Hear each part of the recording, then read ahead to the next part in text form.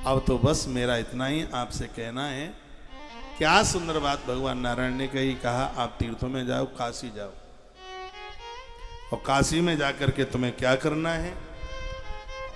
जपहूं जाई शंकर सतनामा,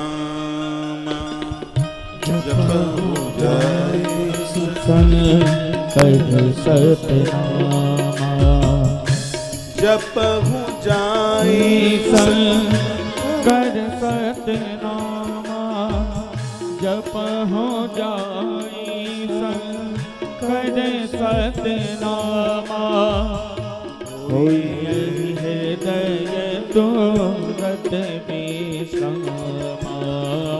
श्री राम जय राम जय जय राम, श्री राम जय राम जय जय राम, अवध बिहारी जय हो सीताराम, अवध बिहारी राजा राम, श्री राम जय जय राम, श्री राम जय जय राम, श्री राम जय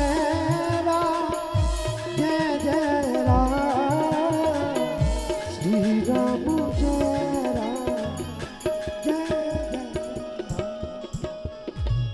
बोली भक्त वत्सल भगवान की जय हो श्री हनुमंत बलवंत महाराज की जय हो।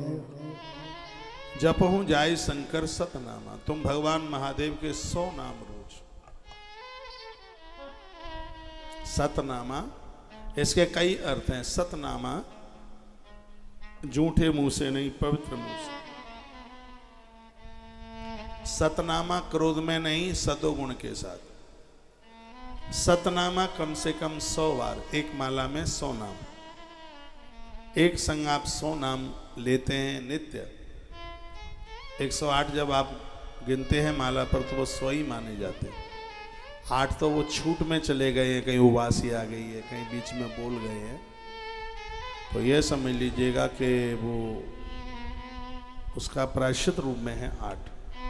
108 नाम लिए जाते हैं, उसको 100 ही माना जाता है। शंकर जी के 100 नाम है, 1000 नाम है, तो भगवान कहते हैं कि आप महादेव के 100 नाम रोज लीजिएगा और भगवान तुम्हें क्षमा कर देंगे, महादेव क्षमा कर देंगे, तो फिर तो कोई दुख तो होगा ही नहीं। और भगवान ने ये और कह दिया, नारद जी सुनो, इस लोक से लेके नीचे के लोकों तक शंकर जी से प्रिय मुझे कोई नहीं है। ये जितने भी नारायण के विष्णु के भगत हैं वो सुन लो, स्वयं भगवान नारायण कहते हैं कि मुझे महादेव से बढ़कर कोई दूसरा प्रिय ही नहीं है। कभी कभी ऐसा होता है, शंकर के जो पुजारी हैं वो नारायण का नाम लेने में हिचकिचाते हैं, जो नारायण के हैं वो शंकर का नाम लेने में हिचकिचाते हैं। आप बढ़िया भक्त तो तब हैं, नारायण के भक्त हैं। क्या हुआ है भाई? है?